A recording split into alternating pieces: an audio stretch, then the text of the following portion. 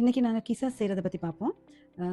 இந்த பால் பீட்டர் எல்லாம் தண்ணி இல்லாமல் இதில் நான் எடுத்துருக்கிறேன். முட்டை வெள்ளைக்கரு வந்து 100 கிராம் நீங்கள் எடுக்கிறீங்கன்னு சொன்னால் 200 கிராம் சீனி நீங்கள் அரைச்சி எடுத்துருக்கணும். தூள் மாதிரி கிரைண்ட் பண்ணி எடுத்துருக்கணும்.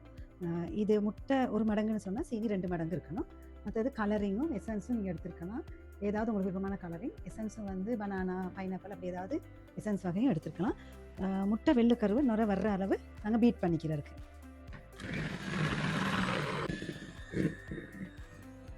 இந்த மாதிரி பீட் பண்ணதுக்கு பிறகு இது விழாத அளவுக்கு இப்படி பீட் பண்ணியிருக்கணும். நீங்கள் இப்படி திருப்பினாலும் விழாத அளவுக்கு இருக்கணும், வலிக்கி வந்து விழுகாமல். இப்போ இந்த சீனி நாங்கள் அரைச்சி வச்சுருக்க சீனியை கொஞ்சம் கொஞ்சமாக போட்டு பீட் பண்ணிருக்கு.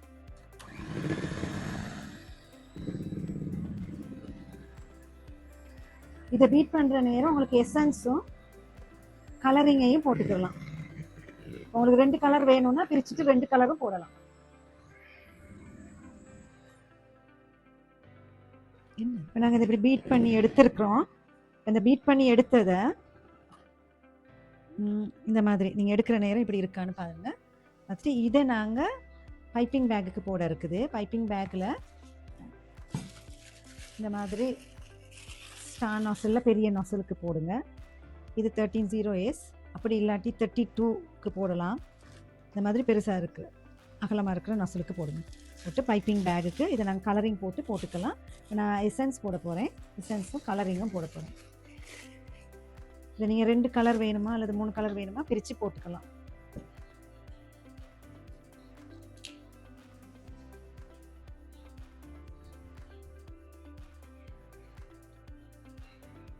நான் பனானா எசன்ஸ் போடுறேன். ஒரு 2-3 ட்ராப் போட்டால் போதும். கலரிங் வந்து நாங்கள் 2 கலருக்கு பிரிச்சுக்கலாம்.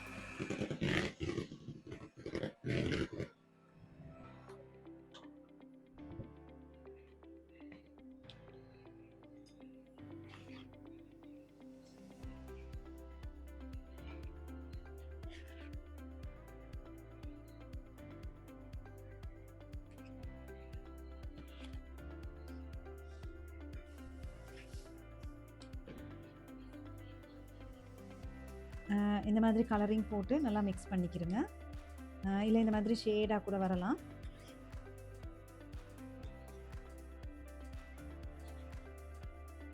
லைட்டாக போடணும். கலரிங் போடுற நேரம் மிச்சம் போடக்கூடாது.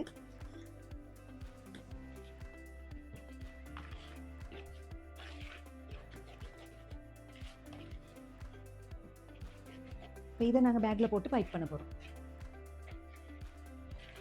இந்த மாதிரி பேக்கிங் ட்ரே நீங்கள் ரெடி பண்ணிக்கிற இருக்குது. அதில் உங்களுக்கு ஒரே அளவு வேணும்னு சொன்னால் வட்டங்கள் போட்டுக்கலாம். இந்த மாதிரி பைப்பிங் பேக்குக்கு போட்டுட்டு இந்த மாதிரி பைப் பண்ணி சில இடைவெளி விடுங்க. ஒரு அங்குலம் மாதிரி இடைவெளி விட்டு இப்படி பைப் பண்ணுங்க. ஏன்னா இது கொஞ்சம் பெருசாகும். நீங்கள் பைப் பண்ணி இதை பேக் பண்ணுற நேரம். பேக் பண்ண நீங்கள் போடணும் 100 செல்சியஸில் 200 ஃபரன்ஹைட்டில் கிட்டத்தட்ட 1.25 மணித்தியாலம் மாதிரி பேக் ஆகும். ஆனால் நீங்கள் அது போடுற சைஸை பொறுத்தும் இருக்குது. நீங்கள் பெரிய சைஸாக போட்டிங்கன்னா கிட்டத்தட்ட 2 மணித்தியாலமும் பிடிக்கலாம். இது கிட்டத்தட்ட 1.5 மணித்தியாலம் பிடிக்கும்.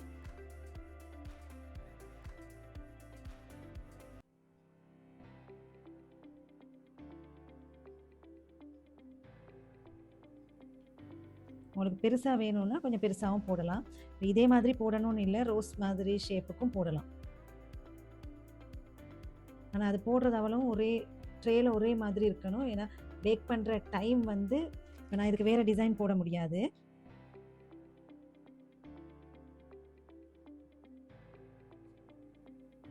இப்போ நான் பேக் பண்ண போட்டிருக்கிறேன். இப்படி 100 செல்சியஸில் வச்சுருக்கிறேன்.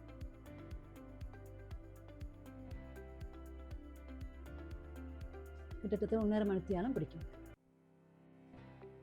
இது உங்களுக்கு இந்த மாதிரி பேக் ஆகி வந்திருக்கும். இது கிட்டத்தட்ட 1.5 ஹவர் பேக் பண்ணது. இப்படி நீங்கள் கலட்டுற நேரம் இந்த மாதிரி கலண்டு வரும். அதே நேரம் இப்படி உடைச்சி பார்த்தீங்கன்னு சொன்னால்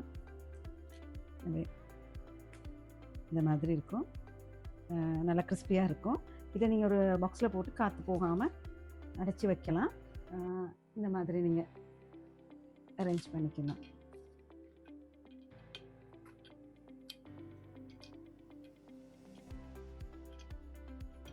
வேறொரு வீடியோவில் நாங்கள் சந்திப்போம்.